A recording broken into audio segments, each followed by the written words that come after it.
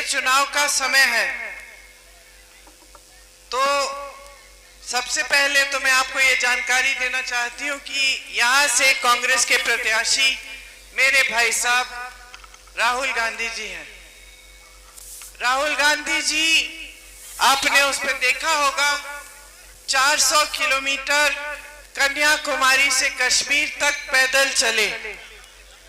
उसके बाद मणिपुर से मुंबई तक उन्होंने यात्रा की, सिर्फ आप सबकी समस्याओं को सुनने और समझने के लिए और ये जानने के लिए कि कांग्रेस पार्टी आपकी किस तरह से मदद कर सकती है, कैसी नीतियां बना सकती हैं जिससे आपका विकास हो। अब 10 सालों से देश में, प्रदेश में भाजपा की सरकार रही है। मोदी जी ने बहुत बड़े बड़े प्रचार किए, उन्होंने बहुत बड़े वादे भी किए, और आप जब भी टीवी चलाते हैं तो आपको दिखता होगा कि कितने बड़े इवेंट कर रहे हैं मोदी जी, बड़े बड़े मंचों पे दिख रहे हैं, बड़े बड़े सेठों, बड़े बड़े नेताओं के साथ दिख रहे हैं। लेकिन अफसोस की बात यह है कि जितने वादे इन्होंने किए उनमें से अगर एक भी पूरा कर लिया होता तो आज जनता की ये परिस्थिति नहीं होती जो अभी है। परिस्थितियां क्या है? परिस्थितियां क्या है? कमर तोड़ महंगाई है। आज मेरी बहनें अगर कुछ खरीदने जाएं, दुकान जाएं, तो आधी चीजें छोड़ के आ जाएंगी, सोचेंगी कि कोई बात नहीं, अगली बार ले लेंगे, अभी इतनी जरूरत नहीं है, छोड़ ही देते हैं, है ना। घर में कोई बीमार पड़ता है, इलाज करना पड़ता है, घबराहट होती है कि कैसे करेंगे। किसी की 2-3 दिहाड़ियां नहीं मिली तो घर पे कोई एक परिवार का सदस्य भूखा रहता है, ज्यादातर वो महिला ही रहती है। आप खेत में काम करो, मजदूरी करो, कुछ भी करो, लेकिन कमाई पूरी नहीं होती। खेतों में परिस्थिति ये है कि जितने भी खेती के सामान हैं सारे महंगे हो गए हैं, क्योंकि मोदी जी जीएसटी लाए और आपको उन पे टैक्स भरना पड़ रहा है।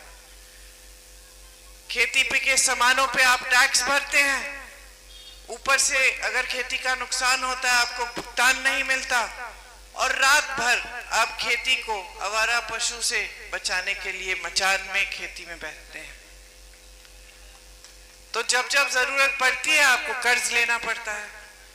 बच्चों की शिक्षा करानी है, बेटी की शादी करानी है, या अगर उपज का सही दाम नहीं मिला, नुकसान हो गया, नई उपज करने के लिए फिर से आपको कर्ज लेना पड़ता है। तो आप कर्ज जब लेते हैं जब बहुत ही मुसीबतें बढ़ जाती हैं और कोई चारा नहीं होता। दूसरी तरफ इस देश के बड़े बड़े खरबपति हैं, ऐसे 22 लोग हैं, 22 बड़ी बड़ी कंपनियां हैं जो मोदी जी की खास हैं। वो कर्ज लेते हैं तो मोदी जी उन कर्जों को माफ कर देते हैं। 16 लाख करोड़ रुपए का कर्ज मोदी जी ने उनका माफ कर दिया। आप कर्ज लेते हैं क्योंकि जीवन मरण का सवाल हो जाता है, लेकिन मोदी जी आपके कर्ज माफ नहीं करते। 1 रुपया किसी किसान का नहीं माफ किया। आज 10 साल हो गए हैं। किसानों की आत्महत्याएं इतनी बढ़ गई हैं क्योंकि अक्सर कर्ज लेता है और चुका नहीं पाता, बच्चों को खिला नहीं पाता, आगे बढ़ नहीं पाता। लेकिन इस सरकार ने उसके लिए कोई नीति नहीं बनाई। आज वो जमाना नहीं रहा कि आप बच्चों को, जैसे ही बच्चे बड़े हो जाते हैं आप खेतों में लगा देते हैं मजदूरी करने। आज वो जमाना नहीं रहा। आज हर गांव में, पिछड़े से पिछड़े गांव में, जो गरीब से गरीब परिवार है उसमें भी लोग अपने बच्चों को पढ़ाना चाहते हैं। वो चाहते हैं कि बच्चा शिक्षित हो, अच्छा रोजगार मिले, अच्छा भविष्य हो उसका।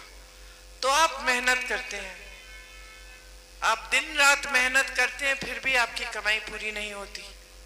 बच्चों को पढ़ाते हैं, शिक्षित करते हैं, कोई बीएससी पास है, कोई बीटेक पास है, कोई एमएससी पास है, कोई एमए पास है, लेकिन किसी के पास रोजगार नहीं है, क्योंकि जो रोजगार बनाने के साधन थे वो लगभग सारे मोदी जी के कार्यकाल में बंद होने के कगार पे हैं। कैसे? सबसे पहला साधन तो खेती ही थी। खेती से रोजगार बनता था। आप कमाते थे, मजदूरों को रखते थे, रोजगार देते थे। दूसरा, छोटे कारोबार, छोटे दुकानें, उनसे रोजगार बनता था। कोई मैन्युफैक्चरिंग का यूनिट खोल लिया किसी ने, कोई ऐसी चीज बना रहे हैं जिसमें 10-15 लोगों को रोजगार देना है तो दे देते थे। नोटबंदी लाए मोदी जी, जीएसटी लाए, उससे जितने भी छोटे और मध्यम कारोबार हैं उन पे बहुत ही ज्यादा संकट हुआ, मुश्किल हो गई। उनको भी कमाना, उनके लिए भी कमाना मुश्किल हो गया, तो वहां से रोजगार ठप होने लग गए। फिर बड़े बड़े सरकारी कारोबार होते थे, बड़े कारखाने, जैसे यहाँ अपने तमाम देखें, ITI, ये BHEL अमेठी में, HAL, NTPC, ये सरकारी थे, आज भी सरकारी है। लेकिन इनके जो जितने भी सब्सिडरी हैं उनको मोदी जी ने अपने बड़े बड़े खरबपतियों को सौंप दिया है, मित्रों को। तो इससे क्या हुआ है कि आस्ते आस्ते निजीकरण शुरू हुआ है। निजीकरण होने से आपको ना स्थायी नौकरी मिलती है, ना आपको पुराना पेंशन मिलता है, आपको कभी भी नौकरी से निकाला जा सकता है, और सबसे बड़ी चीज आपको आरक्षण भी नहीं मिलता। तो आस्ते आस्ते इन्होंने ये सिलसिला शुरू कर लिया है कि बड़े जितने भी कारखाने हैं वो आस्ते आस्ते उनका निजीकरण हो रहा है। देश का कोयला, देश के बंदरगाह, देश के हवाई अड्डे, देश की बिजली, देश का पावर, देश की बड़ी बड़ी सड़कों का ठेका, सब इन्हीं गिने चुने खरबपतियों को दिया जा रहा है। तो देश की संपत्ति इसके लिए इस्तेमाल हो रही है कि उनके लाखों करोड़ों का कर्ज माफ हो, उनके बिजनेस बड़े हो, उनके कारोबार जो है वो बढ़ते रहे, उनका भविष्य मजबूत हो। और गरीबों के लिए एक भी नीति नहीं है। गरीबी बढ़ती चली जा रही है, महंगाई बढ़ती चली जा रही है, खेती में मुसीबतें बढ़ती चली जा रही हैं, नौजवान बेरोजगारी बढ़ती चली जा रही है। और इस बीच देश की राजनीति कुछ ऐसी हो गई है कि जो भाजपा के सबसे बड़े नेता हैं, प्रधानमंत्री, जो मंत्री हैं, जो प्रत्याशी भी हैं अलग अलग जगहों के, संसदीय क्षेत्रों के, वो इन बातों के बारे में जिक्र भी नहीं करते अपने भाषण में। आपने कभी मोदी जी के मुंह से ये लफ्ज सुना है बेरोजगारी, या ये बात सुनी है कि वो किस तरह से महंगाई को कम करेंगे? ये बातें करते ही नहीं है। पूरा समय या तो कांग्रेस की आलोचना करेंगे कि भाई 70 सालों में कांग्रेस ने कुछ नहीं किया, कुछ नहीं किया, कुछ नहीं किया, या फिर बोलेंगे कि कांग्रेस धर्म के विरोध की पार्टी है, धर्म विरोधी हैं ये लोग। कांग्रेस धर्म विरोधी कैसे हो सकती है? कांग्रेस ने देश को महात्मा गांधी दिए, नींव ही कांग्रेस पार्टी की महात्मा गांधी ने डाली। महात्मा गांधी जी ने कितना अनोखा पूरी दुनिया भर में आंदोलन किया जिससे हम आजाद हुए, जो भगवत गीता की सीख पर आधारित था, सत्य और अहिंसा की बात की। किसी ने गोली मारी गांधी जी को, शहीद हुए, और शहीद होते होते उनके मुंह से हे राम शब्द निकले। उन्होंने हम सबको रास्ता दिखाया, पंडित नेहरू जी को, इंदिरा जी को, कांग्रेस के सारे नेताओं को उन्होंने ही राजनीति सिखाई, उन्होंने राजनीतिक दिशा दी, उन्होंने सिखाया कि सत्य के आधार पर राजनीति करो, ईमानदारी से लोगों की सेवा करो, लोकतंत्र में जनता को मजबूत करो, उन्होंने सिखाया। ये पूरा आंदोलन ही धार्मिक आंदोलन था। तो हम कैसे धर्म के विरोधी हो गए? हम धर्म के विरोधी इसलिए हो गए कि हम धर्म के आधार पर हम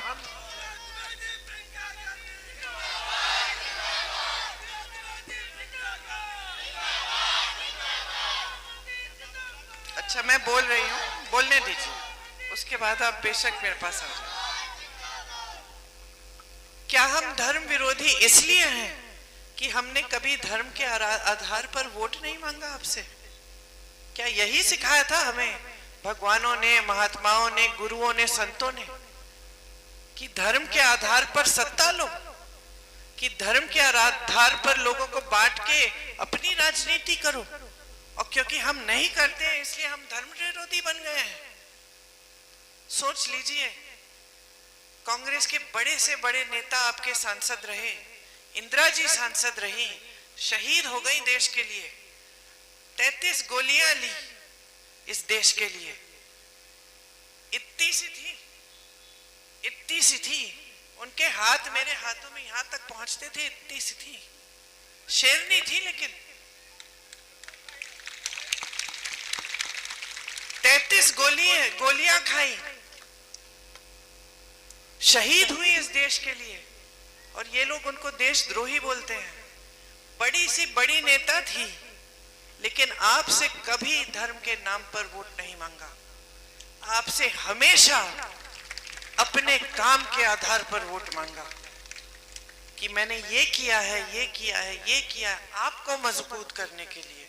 आप सवाल उठाते थे, नाराज नहीं होते थे, सवाल उठाते थे, कहती थी जनता जागरूक है। आज सवाल उठा के देखिए, 3 दिन पहले अमित शाह जी आए, गृह मंत्री जी आए यहाँ भाषण देने के लिए, किसी पत्रकार ने कुछ सवाल कर दिया जो उन्हें पसंद नहीं आया, पिटवा दिया उसको। आज शिक्षा मित्र आंदोलन करती हैं, पीटी जाती हैं, रासुका कानून डाला जाता है, मुकदमे डाले जाते हैं उस पे कि वो देशद्रोही है। तो आज जो परिस्थितियां बनी है वो देश के लिए सही नहीं है। आपने यहाँ एक परंपरा स्थापित की कि राजनीति सच्ची होनी चाहिए, बड़ा से बड़ा नेता हो उसकी जवाबदेही है आपके प्रति। वो जानता था, इंदिरा जी भी जानती थी कि मुझे जवाब देना पड़ेगा। अगर जनता के सामने बोलना है तो जिम्मेदारी से बोलना है, झूठ नहीं बोलना है। और यहाँ आज देखिए प्रधानमंत्री जी ने क्या हालत बना रखी है। सबसे बड़ा पद संभाला है देश का, एक दिन कुछ कहते हैं, अगले दिन उसी का खुद खंडन कर देते हैं। पूरे चुनाव में उनका प्रयास रहा है, महीनों से ये प्रयास कर रहे हैं कि ये तीसरा चुनाव है हमारा, इसको भी हम हिंदू मुसलमान करके सत्ता लेंगे। अब जनता उब चुकी है, जनता समझ गई है कि भाई 2 चुनाव तो आपको हमने जिता दिए धर्म के आधार पर। आपने हमें कहा भगवान के नाम वोट दे दीजिए, धर्म के आधार पर आपने वोट मांगा, हमने 2 बार तो आपको जिता दिया। अब जनता समझ रही है कि हमने तो जिता दिया, आपको सत्ता मिल गई, आप इतने बड़े भी बन गए, अहंकारी भी बन गए कि हमारे बीच आना बंद कर दिया। हमारे लिए आपने कौन सा ऐसा काम किया है जिसके आधार पर हम आपको फिर से वोट दें? तो जनता अब सुनना नहीं चाह रही है। तो इन्होंने तमाम प्रचार अभी तक तो किया है धर्म के आधार पर। और 2 दिन पहले अपने नामांकन के लिए आए, पत्रकारों के साथ वार्तालाप कर रहे थे, पत्रकारों को कह दिया कि हमने तो कभी कहा ही नहीं है हिंदू मुसलमान। अगर मैंने ऐसे कहा होता, खुद कह रहे हैं, अगर मैंने ऐसे कहा होता तो मैं प्रधानमंत्री पद के योग्य ही नहीं होता। अरे आप खुद कह रहे हैं। अगले दिन सुनिए, यहां कहानी खत्म नहीं होती। अगले दिन महाराष्ट्र जाते हैं प्रचार के लिए, महाराष्ट्र में जाके फिर वही हिंदू मुस्लिम प्रचार। तो आपकी बातों में वजन ही नहीं रहा। आप देश के प्रधानमंत्री हैं, जनता जान नहीं रही है कि आप क्या कहना चाह रहे हैं। एक दिन कुछ कहते हैं, अगले दिन कुछ और कहते हैं, फिर अगले दिन कुछ और कहते हैं। एक दिन कहते हैं 15 लाख रुपया हम आप सबके खाते में डाल देंगे, अगले दिन कहते हैं चुनावी जुमला था। एक दिन कहते हैं कि कांग्रेस पार्टी आपकी भैंस चुरा लेगी। सचमुच सावधान रहो, अब कांग्रेस पार्टी के नेता आ गए, अब भैंस चुराएंगे हम, सावधान रहो। कभी कहते कि कांग्रेस पार्टी की यह साजिश है कि आपके मंगलसूत्र लेकर किसी और को दे देंगे। अरे 55 सालों से हमारी सरकार रही, किसी ने आपके मंगलसूत्र पे आंच आने दी? इंदिरा जी ने अपने गहने देश को दे दिए थे जब जंग था। तो इनकी बातों पर अब भरोसा किया जा सकता है। जनता खुद समझ रही है, खुद समझ रही है। भाइयों और बहनों, आज 70 करोड़ लोग इस देश में बेरोजगार हैं। इतनी महंगाई हो रही है कि आप छोटी सी छोटी चीज खरीदने से कतराते हैं। आप पूरी रात खेतों में बैठ रहे हैं क्योंकि आवारा पशु आपका खेत खा रहा है और कोई सुनवाई नहीं है। चुनाव के समय इधर ध्यान भटकाएंगे, उधर ध्यान भटकाएंगे, आपकी बात तो कर ही नहीं रहे। कांग्रेस पार्टी कह रही है जहां जहां हमारी प्रदेश की सरकार है वहां हमारी नीतियां देखो। कर्नाटका में सरकार है, हर गरीब परिवार की जो सबसे बड़ी महिला है उसके खाते में 2000 रुपए हम डलवा रहे हैं हर महीने। तेलंगाना में सरकार है, वही हो रहा है तेलंगाना में। कर्नाटका में सारी बहनें मुफ्त में बस की यात्रा कर रही हैं, एक पैसा नहीं देना पड़ रहा है। राजस्थान में सरकार थी 25 लाख का स्वास्थ्य बीमा लाए हम। मतलब ऐसे लोगों से मिली मैं जिनका पूरा कैंसर का ट्रीटमेंट, पूरा इलाज मुफ्त में हुआ। सिर्फ जो पहचान पत्र बनाना पड़ता है उसके लिए 100-200 रुपए के पैसे भरने पड़े। हार्ट ऑपरेशन हुए 1 रुपया नहीं देना पड़ा। ये कांग्रेस की नीति है। भाजपा की क्या नीति है? आपको गुमराह करो और जैसे सरकार आए, इन्होंने क्या किया राजस्थान में, उनकी सरकार आई 25 लाख से 5 लाख की स्कीम कर दी। पूरी रद्द नहीं की क्योंकि सोचा कि जनता नाराज हो जाएगी, 25 लाख से 5 लाख कर डाली। हमने किसानों के कर्ज माफ किए जहां जहां हमारी सरकार रही, छत्तीसगढ़ में, मध्य प्रदेश में, राजस्थान में हमने कर्ज माफ किए। इन्होंने क्या किया? बड़े बड़े खरबपतियों के कर्ज माफ किए और कुछ नहीं किया। छत्तीसगढ़ में हमारी सरकार थी, आवारा पशु की समस्या हल कर दी, गौशालाओं को मजबूत किया, समूह को जोड़ा उनसे, महिलाओं को रोजगार मिला उससे। महिलाएं जो हैं उनके 60-70 हजार रुपए कमा रहे थे गौशालाओं में जुड़ के। जो दूध आता था उसकी दही, मक्खन, मिठाई, खोया ये सब बनवा के पैकेजिंग करवा के सिखा के बहनों को बेच रहे थे। गोबर खरीदा हमारी सरकार ने जनता से, गोबर खरीद के गोबर गैस बना के आपके गांव में भेजा। जब जनता को पता चला गोबर खरीद रही है सरकार तो क्या हुआ? जानवरों का देखभाल होने लग गया। जनता ने सोचा एक आध जानवर घर में रख लेंगे, हमारी आमदनी हो जाएगी, हम देखभाल कर लेंगे, समस्या ही हल हो गई, खत्म हो गई। यहाँ देखिए, धर्म की बातें करते हैं, गौ माता की बातें करते हैं, गौशालाओं में ना चारा है, ना पानी है, ना छत है, गाय मर रही है सारी।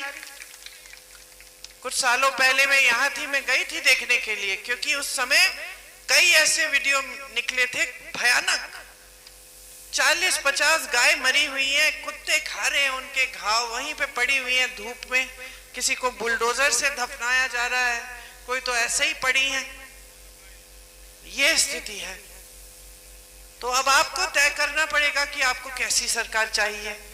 एक तरफ राहुल गांधी जी प्रत्याशी हैं, 4000 किलोमीटर पैदल चले हैं आपकी बातों को सुनने के लिए, समझने के लिए।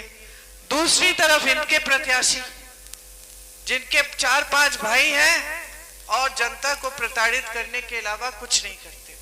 जमीनें हड़प रहे हैं, अधिकारियों पे दबाव है, प्रशासन पे दबाव डालते हैं, प्रधानों पे दबाव डालते हैं, कोटेदारों पे दबाव डालते हैं। आज उत्तर प्रदेश में कोटेदार बेचारा कितना कमाता है? 90 रुपए कमा रहा है। अन्य प्रदेशों में कम से कम 200 तो कमा लेता है। उस कमाई में से भी कोई ना कोई अधिकारी थोड़ा बहुत ले लेता है, 75 भी नहीं कमाता होगा। अब उसके ऊपर से आप उस पर दबाव डाल रहे हैं कि हमारे लिए वोट डलवाइए। मारपीट हो रही है, कहीं हमारे किसी कार्यकर्ता को देख लेते हैं, उसको धमका देते हैं।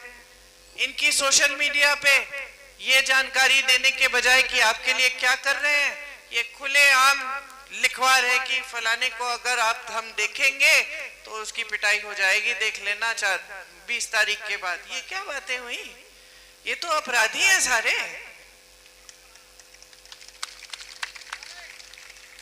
इन अपराधियों को सत्ता देंगे, क्या करेंगे? दबा के रखेंगे आपको।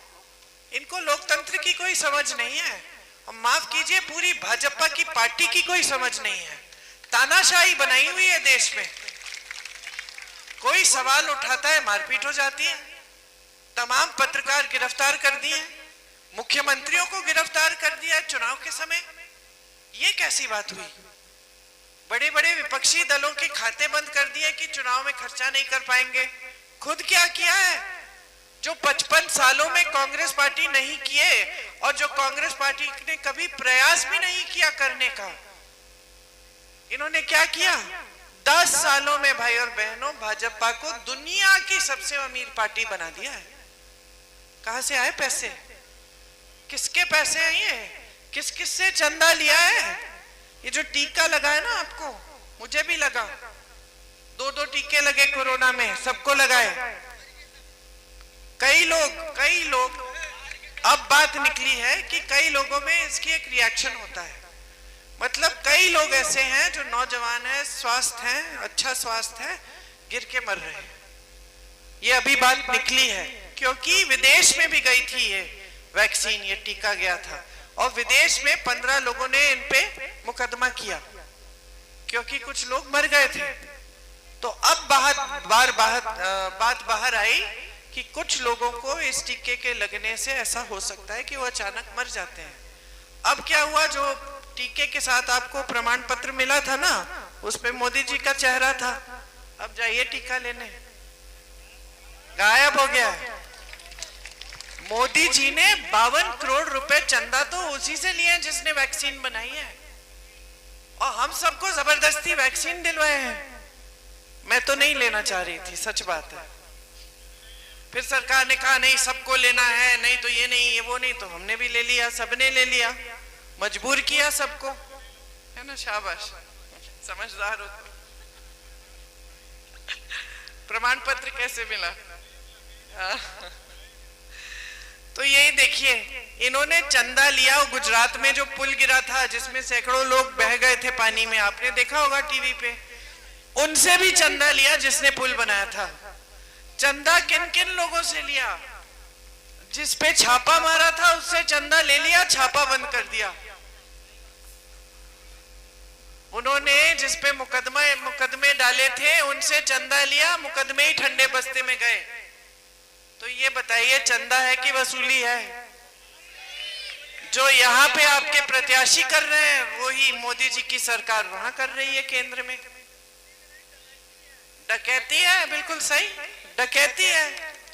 और सबसे बढ़िया बात तो ये है इस डकैती में कि जिस संपत्ति को ये अपने बड़े बड़े खरबपति मित्रों को दे रहे हैं ना, जो ये फिर खरबपति मित्र इनके लिए पूरे टीवी के चैनल खरीद लेते हैं, पूरी मीडिया को दिन भर सिखाते रहते कि बस मोदी जी दिखाओ, मोदी जी दिखाओ, मोदी जी दिखाओ, और किसी नेता की बातें दिखाओ ही मत। ये सब जो है ना, जो संपत्ति उनको जा रही है, जो 16 लाख करोड़ रुपए माफ किए इनके, किसकी संपत्ति है? मोदी जी ने जेब से निकाली है? किसकी है? जोर से बोलो, किसकी है? आपकी है।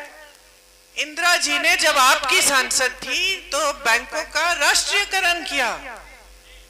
निजी बैंकों का राष्ट्रीयकरण इसलिए किया कि जितनी भी बचत इस देश का की जनता कर रही है, बैंक में थोड़े थोड़े पैसे डाल रही है, वो जनता के पैसे हैं, जनता के होने चाहिए।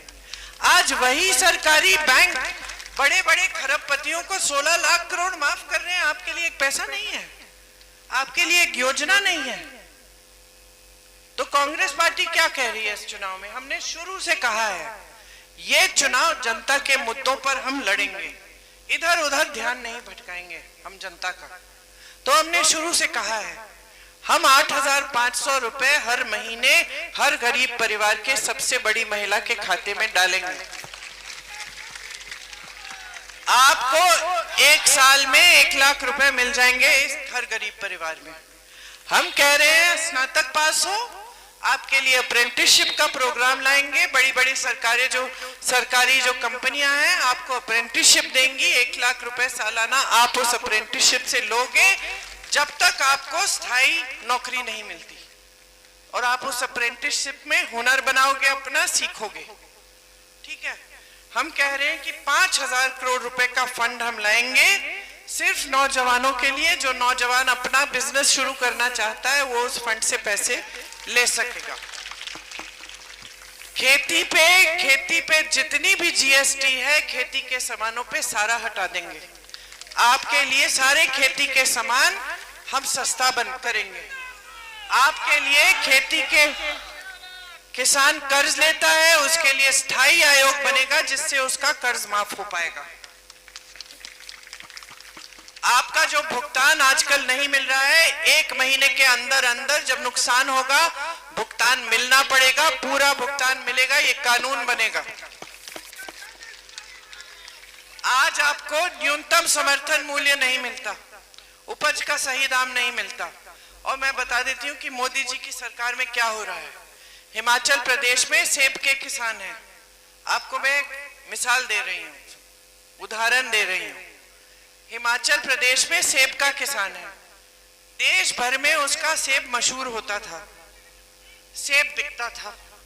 मोदी जी की नई नीति आई, जितने भी कोल्ड स्टोरेज हैं, कोल्ड स्टोरेज जानते हैं, जितने भी कोल्ड स्टोरेज हैं हिमाचल में, उन्होंने अडानी जी अपने खरबपति मित्र को दे दिए। अब क्या हुआ कि अडानी जी सारा सेब लेकर खरीद कर कोल्ड स्टोरेज में डाल रखे हैं। अब जब उनकी मर्जी हो तब बेचेंगे और जो दाम है वो तय करेंगे। किसान को क्या हुआ? इसके साथ साथ सरकार एक और नीति लाती है कि जो बाहर से अमेरिका से सेब आ रहा है उस पे टैक्स कम होगा, और आप यहाँ जीएसटी भरे जा रहे हैं तो वहां के किसान भी हिमाचल के जीएसटी भरे जा रहे हैं।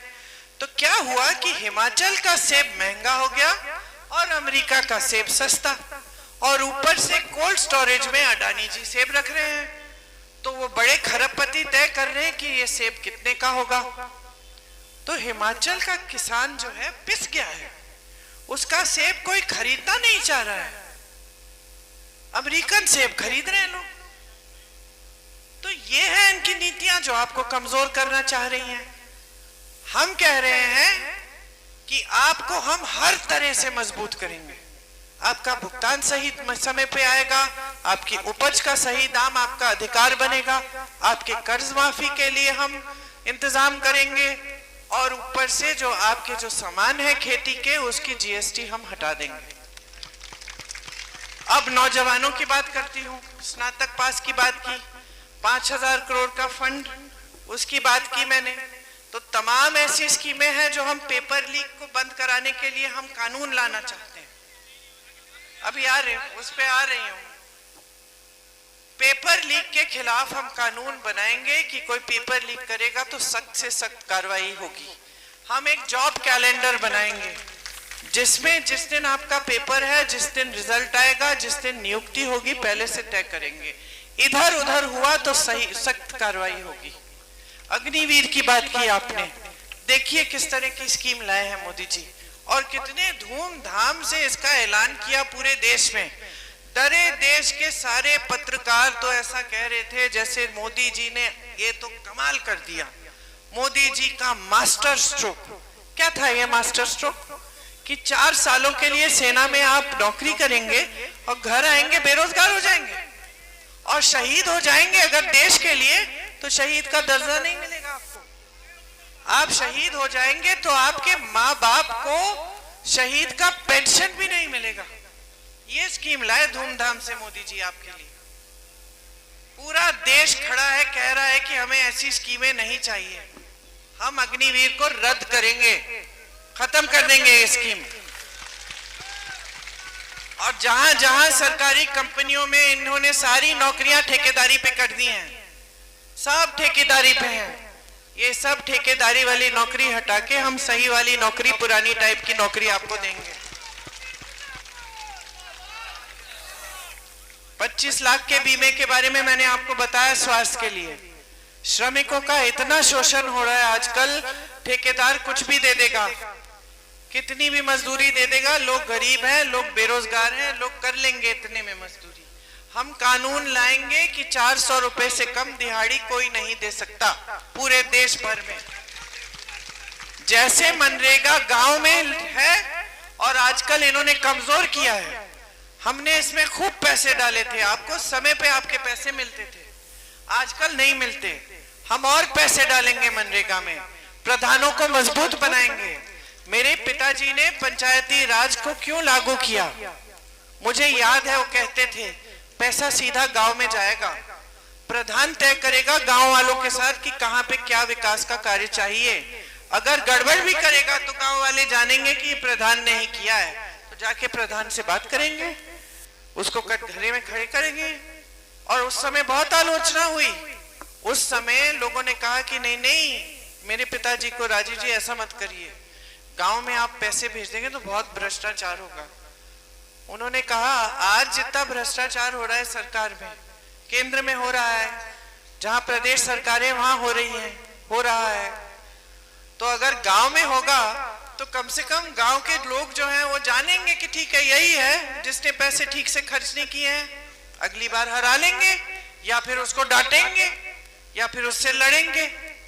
तो मेरे पिताजी ने बात नहीं सुनी, उन्होंने कहा लोकतंत्र गांव तक जाना चाहिए, प्रधान का चुनाव होना चाहिए, महिलाओं को खड़ा होना चाहिए उस चुनाव के लिए, और प्रधान को स्वतंत्रता मिलनी चाहिए कि वो अपना निर्णय सही ले, अपने आप ले। यहाँ देखिए ये भाजपा के प्रत्याशी जो हैं, किसी प्रधान को कोई निर्णय नहीं लेने देते, जो भी निर्णय लेना चाहता है प्रधान उनके सर पे चढ़ जाते हैं। और भाजपा की नीति तो यह है कि केंद्रीयकरण करो, सारी चीजें बस मोदी जी करेंगे।